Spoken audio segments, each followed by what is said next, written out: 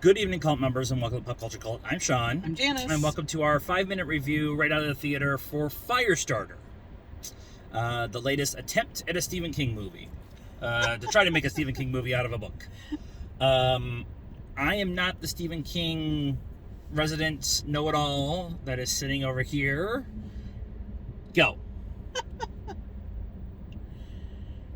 It's the basic story. Condensed into an hour and a half. We were walking out, and I said all the things are there. The lot 6, which is the serum that they give the parents that make them, telekinetic, have powers. And then they have a kid, and then she has powers. She has all the powers. She has all the powers, including starting fires. And the dad, this out of the book, the dad's ability they call the push. They are after her, and the running and fire starting ensue. So the story's there. I'm trying to remember the Drew Barrymore one from the 80s. I think I've seen it. I think I saw it once, and that was a gazillion years ago. And so I know basic, she's got powers and on the run and stuff. It's basically the same.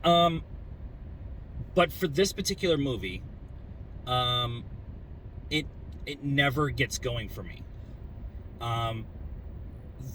For somebody on the run, somebody trying to find their powers, somebody a story trying to do the whole government entity trying to control somebody kind of thing, none of that ever gets there.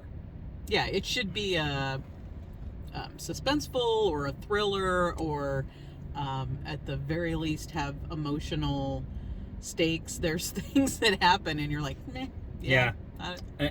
I don't care. I don't care. And a lot of it too, I think, is like the big finale, the big fight that's at the end of the movie is it's a reverse monster movie. Instead of running away from the monster's running after you, except the monster is not doing anything. It's just moving at a pace and not and it's just like she's telekinetic. I get it, but it's still like there's just no. You don't have no connection to her. And I'm trying not to spoil the movie, but she goes from I'm never going to hurt anybody to killing the entire building. In one training montage of her burning sticks. It's yeah. I think the Drew Barrymore, the original was. Now, I was much younger when I saw it, and it probably doesn't hold water, but at the time, at least, was much more impactful, suspenseful. You felt for her. I mean, Drew Barrymore, she was cute. Right. Not that this little girl wasn't cute. She's great. Everybody's actually really good in it. Like, her name's Ryan Kira Davies or something like that. She's really good. Like, I think Was she the DSI? No. The little girl. The little girl. Right. I thought she was good. I thought she was awesome. For 10 or whatever she is.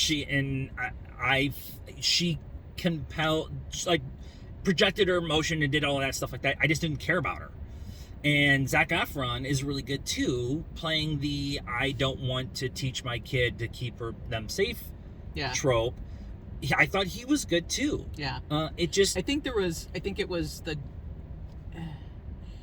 It appeared to be the directing choices. It may have been the editing choices that make the movie just probably too choppy, and so you just don't have enough time with each scene or person or whatever to get an emotional connection.